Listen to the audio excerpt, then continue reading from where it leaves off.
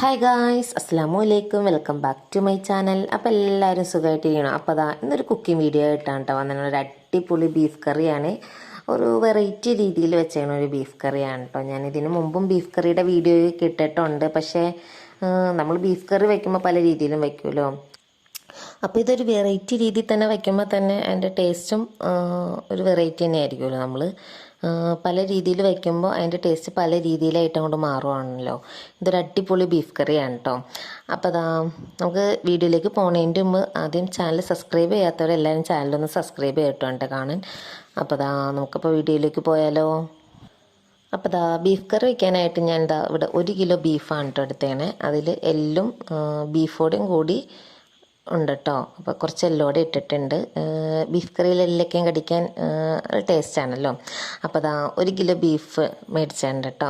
അപ്പോൾ അത് നല്ലോണം കഴുകി ക്ലീനാക്കി വെച്ചിട്ടുണ്ട്. ഇനി നമുക്ക് അതിലേക്കുള്ള സവാള, പച്ചമുളക്, തക്കാളി ഒരു 3 സവാള എടുത്തിട്ടുണ്ട്, 2 തക്കാളി എടുത്തിട്ടുണ്ട്, ഒരു മൂന്നാലഞ്ച് പച്ചമുളക് എടുത്ത് ജസ്റ്റ് ഒന്ന് നീളത്തിന് കീറിയിട്ട് കൊടുത്തിട്ടുണ്ട്. പിന്നെ അതാ ജിഞ്ചർ ഗാർലിക് പേസ്റ്റാണ് കേട്ടോ. ജിഞ്ചർ ഗാർലിക് പേസ്റ്റും ഉണ്ട്. ഇത്രയും സാധനങ്ങളാട്ടോ നമുക്ക് വേണ്ടത്. നമുക്ക് ആദ്യം തന്നെ കുക്കറിലേക്ക് ബീഫ് ഇട്ട് കൊടുക്കാം കേട്ടോ. അപ്പോൾ അതാ നല്ല അടിപൊളി ബീഫാണ് കേട്ടോ നമുക്കിന്ന് കിട്ടിയേക്കണേ. അപ്പോൾ അതാ കുക്കറിലേക്ക് ഇട്ട് കൊടുക്കാം. അപ്പോൾ നല്ലോണം കഴുകി ക്ലീനാക്കി വെള്ളം വാലാൻ വെച്ചാണ് കേട്ടോ. നമ്മൾ അരിപ്പ് പാത്രത്തിൽ കഴുകി കഴിയുമ്പോൾ ഈ അരിപ്പ് പാത്രത്തിൽ വെച്ച് വെള്ളം വാലാൻ വെക്കില്ല, അങ്ങനെ നല്ലോണം വെള്ളം വാലുന്നതാണ് കേട്ടോ. അങ്ങനെ അതാ നമ്മൾ കുക്കറിലേക്ക് ബീഫ് ഇട്ട് കൊടുത്തിട്ടുണ്ട്. ഇനി നമുക്ക് അതിലേക്ക് ജിഞ്ചർ ഗാർലിക് പേസ്റ്റാണ് ഇട്ട് കൊടുക്കണം. സവാളയും കാര്യങ്ങളൊന്നും ഇപ്പോൾ നമ്മൾ ചേർത്ത് കൊടുക്കണില്ല കേട്ടോ. സവാളയൊക്കെ നമുക്ക് ലാസ്റ്റ് വഴറ്റി ചേർക്കുവാണ് കേട്ടോ. അപ്പോൾ അതുകൊണ്ട് നമ്മൾ ജിഞ്ചർ ഗാർലിക് പേസ്റ്റ് എടുത്തു വെച്ചിട്ടുണ്ടല്ലോ. അപ്പോൾ ഒരു 1-2 ചുള വെളുത്തുള്ളിയും പിന്നെ ഒരു കഷ്ണം ഇഞ്ചിയാണ് കേട്ടോ. അപ്പോൾ ചെറിയ വെളുത്തുള്ളിയാണ്, അതാണ് 2 എടുത്തത്. പിന്നെ ഒരു കഷ്ണം ഇഞ്ചി എടുത്ത് നല്ലോണം പേസ്റ്റ് ആക്കാം. അതിൻ്റെ പകുതി നമുക്ക് ബീഫിലേക്ക് ഇട്ട് കൊടുക്കാം കേട്ടോ. പിന്നെ അതിലേക്ക് നമുക്ക് ഒരു 1.5 ടീസ്പൂൺ മുളക് പൊടിയാണ് കേട്ടോ. കാശ്മീരി മുളക് പൊടിയും എരിവുള്ള മുളക് പൊടിയും കൂടി പൊടിപ്പിച്ചതാണ്. അതിലേക്ക് പിന്നെ നമുക്ക് ഒരു 3 ടീസ്പൂൺ മല്ലിപ്പൊടിയും ചേർത്ത് കൊടുക്കാം കേട്ടോ. അപ്പോൾ അതാ മുളക് പൊടി, മല്ലിപ്പൊടി, പിന്നെ അതാ കുറച്ച് മഞ്ഞൾപ്പൊടി ഇട്ട് കൊടുക്കുക. 1 ടീസ്പൂൺ 1 ടീസ്പൂൺ അളവിൽ മഞ്ഞൾപ്പൊടി ഇട്ട് കൊടുക്കാം കേട്ടോ. പിന്നെ നമ്മൾ അതിലേക്ക് മീറ്റ് മസാലയാണ് ഇട്ട് കൊടുക്കണേ. ഒരു ടീസ്പൂൺ മീറ്റ് മസാല ഇട്ട് കൊടുത്തിട്ടുണ്ട്. ഇനി നമുക്ക് അതിലേക്ക് മെയിനായിട്ടായിട്ട് ഉപ്പിട്ട് കൊടുക്കാം കേട്ടോ. ഉപ്പിട്ട് കൊടുക്കാൻ ആദ്യം ഉപ്പാർന്ന് ഇട്ട് കൊടുക്കണം. ഉപ്പിട്ട് കൊടുക്കാൻ വിട്ട് കഴിഞ്ഞിട്ട് ലാസ്റ്റാണ് ഉപ്പിട്ട് കൊടുക്കണം. അപ്പോൾ അത് ആവശ്യത്തിനുള്ള ഉപ്പിട്ട് കൊടുക്കാം. പിന്നെ നമ്മളവിടെ അരിഞ്ഞ് വെച്ചേക്കണേൽ കുറച്ച് പച്ചമുളക് എടുത്ത് നമുക്ക് ബീഫിലേക്ക് ഇട്ട് കൊടുക്കാം കേട്ടോ. സവാളയും തക്കാളിയും ഒന്നും ഇട്ട് കൊടുക്കണ്ട, പച്ചമുളക് മാത്രം കേട്ടോ. എന്നിട്ട് നമുക്ക് നല്ലോണം കൈ വെച്ച് നല്ലോണം തിരുമ്മി മിക്സ് ചെയ്യാം കേട്ടോ.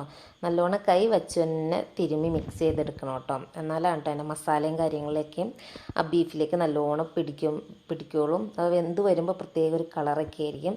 അപ്പോൾ നമ്മൾ കൈ വെച്ച് തന്നെ നല്ലോണം ഒന്ന് തിരുമ്മി നല്ലോണം ഒന്ന് മസാലയൊക്കെ നല്ലോണം ഒന്ന് പിടിപ്പിച്ചെടുക്കാം. എന്നിട്ട് ഇതൊരു 5 മിനിറ്റ് നമ്മൾ റെസ്റ്റ് ചെയ്യാൻ വെക്കണം കേട്ടോ. ഒരു 5 മിനിറ്റ് റെസ്റ്റ് ചെയ്യാൻ വെച്ചതിന് ശേഷമാണ് കേട്ടോ നമ്മളത് വേവിക്കാൻ വയ്ക്കുള്ളൂ. അന്നേരം വേവിക്കാൻ വയ്ക്കുമ്പോൾ എന്ന് പറഞ്ഞിട്ടുണ്ടെങ്കിൽ നമ്മുടെ ബീഫിലേക്ക് എല്ലാം നല്ലോണം പിടിക്കും.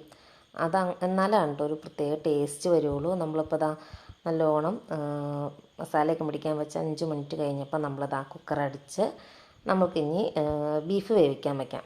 അപ്പോൾ അതാ ബീഫ് ഇതാ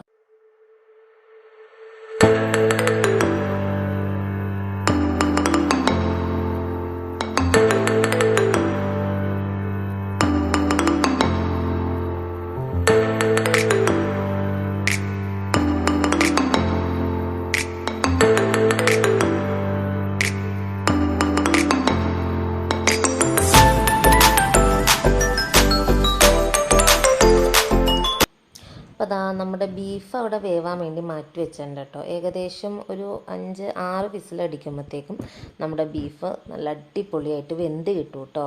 അപ്പോൾ അങ്ങനെ വേവിക്കാൻ വേണ്ടി മാറ്റി വെച്ചിട്ടുണ്ട്.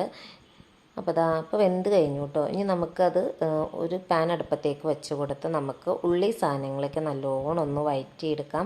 അപ്പോഴത്തേക്ക് നമ്മുടെ കുക്കറിൻ്റെ എയറും കാര്യങ്ങളൊക്കെ പോയി നല്ല സെറ്റായിട്ടിരിക്കും കേട്ടോ.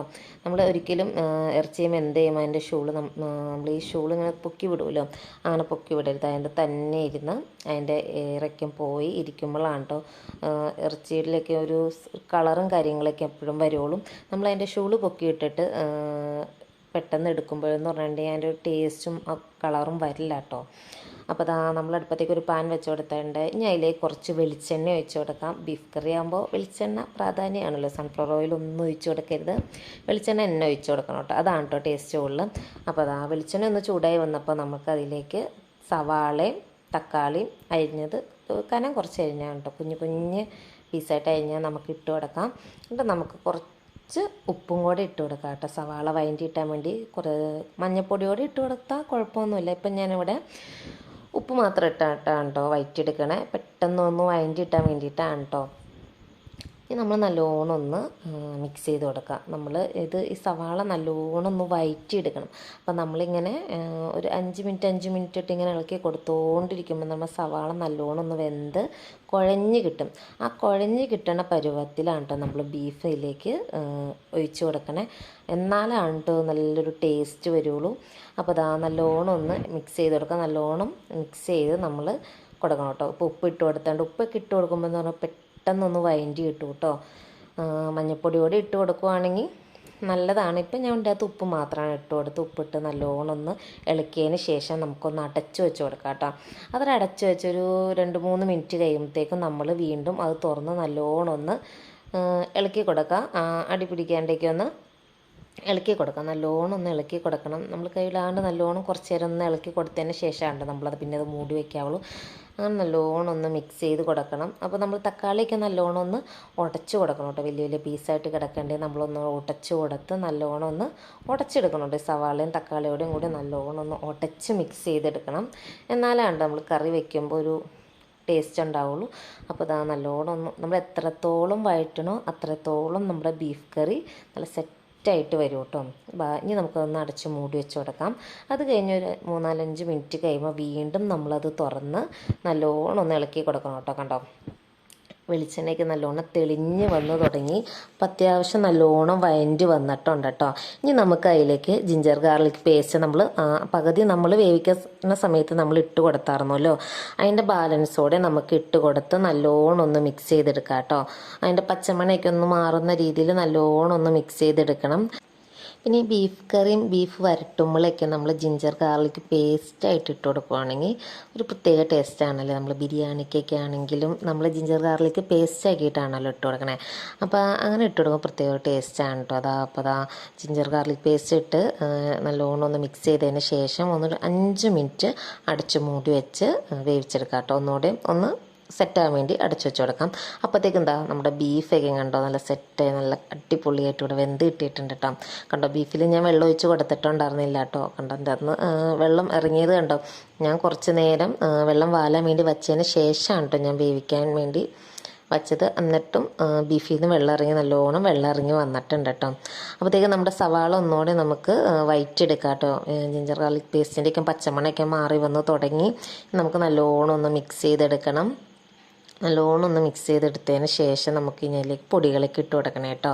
അപ്പോൾ പ്രത്യേകിച്ച് ഒത്തിരി പൊടികളൊന്നും ഇട്ട് കൊടുക്കണില്ല കേട്ടോ. ഞാൻ ജസ്റ്റ് അതിലേക്ക് കുറച്ച് മീറ്റ് മസാല ഇട്ട് കൊടുക്കണം. ഒരു 1.5 ടീസ്പൂൺ അളവിൽ 1.5 ടീസ്പൂൺ അളവിൽ മീറ്റ് മസാല ഇട്ട് കൊടുക്കണ്ട കേട്ടോ. പിന്നെ അതിലേക്ക് നമ്മൾ മെയിനായിട്ട് ഇട്ട് കൊടുക്കണം കുറച്ച് മഞ്ഞൾപ്പൊടി ഇട്ട് കൊടുക്കുന്നുണ്ട്. പിന്നെ അതുമല്ല നമ്മൾ അതിലേക്ക് മെയിനായിട്ട് ഇട്ട് കൊടുക്കണം കുരുമുളകിൻ്റെ പൊടിയാണ് കേട്ടോ. അപ്പോൾ അത്യാവശ്യം നിങ്ങൾക്ക് എരിവിനനുസരിച്ച് ഇട്ട് കൊടുക്കാം കേട്ടോ. ഞാൻ കുറച്ച് അധികം തന്നെ ഇട്ട് കൊടുത്താണ്ട് കേട്ടോ. ഇവിടെ എല്ലാവർക്കും ഇഷ്ടമാണ് കേട്ടോ കുരുമുളകിൻ്റെ ടേസ്റ്റ് ബീഫിലേക്ക് വരുമ്പോൾ.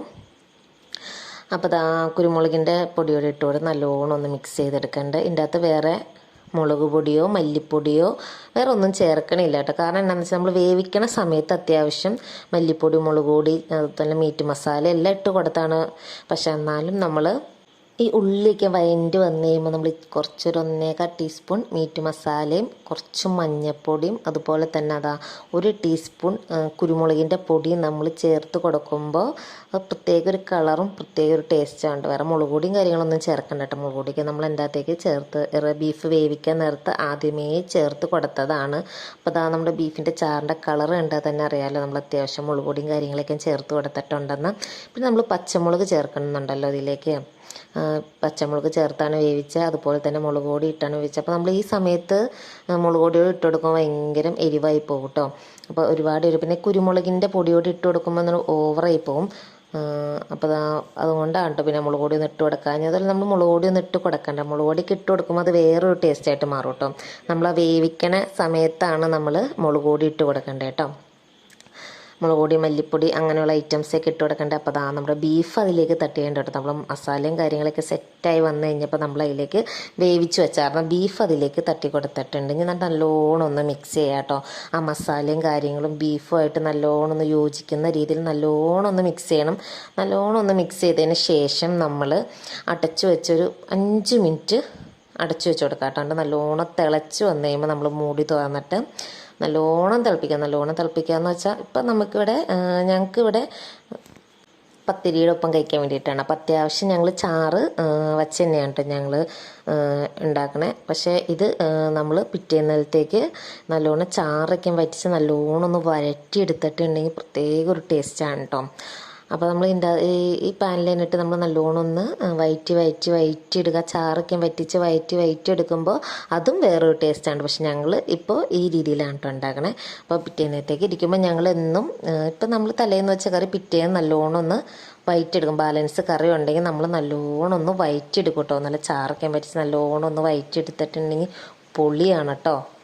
നമ്മുടെ ബീഫ് കറിക്ക് തിളച്ചു നമ്മൾ നല്ലോണം ഒന്ന് മിക്സ് ചെയ്ത് കൊടുത്തുകൊണ്ടിരിക്കുകയാണ് കേട്ടോ. അപ്പോൾ ഇങ്ങനെ നല്ലോണം തിളയ്ക്കണം. തിളച്ചാലാണ് നമ്മുടെ സവാളയും കാര്യങ്ങളും മസാല നമ്മൾ സെറ്റാക്കിയായിരുന്നല്ലോ, ആ മസാലയൊക്കെ സെറ്റാക്കി നമ്മുടെ ബീഫിലേക്ക് നല്ലോണം പിടിക്കുള്ളൂ. മെയിനായിട്ട് ജിഞ്ചർ ഗാർലിക് പേസ്റ്റ് അതിൻ്റെ ടേസ്റ്റൊക്കെ നമ്മുടെ ബീഫിലേക്ക് നല്ലോണം ഒന്ന് പിടിക്കണമെങ്കിൽ നമ്മൾ നല്ലോണം തിളപ്പിക്കണം. നല്ലോണം തിളപ്പിച്ച് നല്ല കുറുകി വരുമ്പോഴാണ് നമ്മുടെ കറിയുടെ ടേസ്റ്റ് തന്നെ. അതുപോലെ തന്നെ ഇനി നമ്മളത് അടച്ചു വെച്ച് തിളപ്പിക്കേണ്ട കേട്ടോ. നല്ലോണം തുറന്ന് വെച്ച് തന്നെ തിളപ്പിച്ചാൽ മതി. എന്നാൽ അപ്പോൾ അടച്ചു വെച്ച് തിളപ്പിക്കുന്ന അതിൻ്റെ വേർത്ത് വെള്ളം ചെയ്യണം. വീണ്ടും അതിൻ്റെ ചാറ് ലൂസാവാൻ ചാൻസ് ഉണ്ട്. അതുകൊണ്ട് നമ്മൾ തുറന്ന് വെച്ച് തന്നെ നല്ലോണം ഒന്ന് തിളപ്പിച്ചെടുക്കണം കേട്ടോ. അപ്പോൾ അങ്ങനെ തിളപ്പിച്ചെടുത്തതിന് ശേഷം നമ്മളതിലേക്ക് കറിവേപ്പില ഇട്ടിടാം. കറിവേപ്പില ഇട്ട് കൊടുത്ത് പിന്നെ നമ്മളിവിടെ ആദ്യം നമ്മൾ പച്ചമുളക് കീറി വെച്ചാണ്ടായിരുന്നല്ലോ, അതിൽ കുറച്ചാണ് നമ്മൾ വേവിക്കുന്ന ടൈമിൽ ഇട്ട് കൊടുത്തോളൂ. നമ്മൾ പിന്നെ ഉള്ളി വഴറ്റാൻ നേരത്ത് നമ്മൾ പച്ചമുളക് ഇട്ട് കൊടുത്തുള്ളത്. ആ പച്ചമുളക് നമ്മൾ ലാസ്റ്റ് ടൈമിലായിട്ടിട്ടണം. കറിക്ക് നല്ലോണം തിളച്ച് നല്ല സെറ്റായി വന്നു കഴിയുമ്പോൾ കുറച്ച് കറിവേപ്പിലയും അതിൻ്റെ ഒപ്പം തന്നെ കുറച്ച് പച്ചമുളക് കൂടി ഇട്ട് കൊടുക്കാം കേട്ടോ.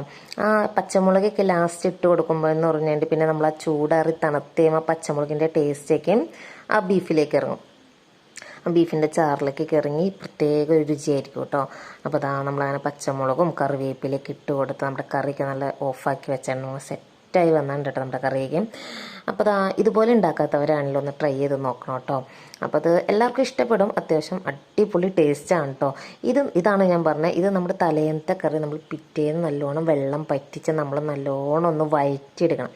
നല്ലോണം ഒന്ന് വരട്ടി ചാറൊക്കെ വറ്റിച്ച് കുറച്ച് തേങ്ങാക്കൊത്തോടെ ഇട്ട് കൊടുക്കുകയാണെങ്കിൽ കിടുവാണ് കേട്ടോ.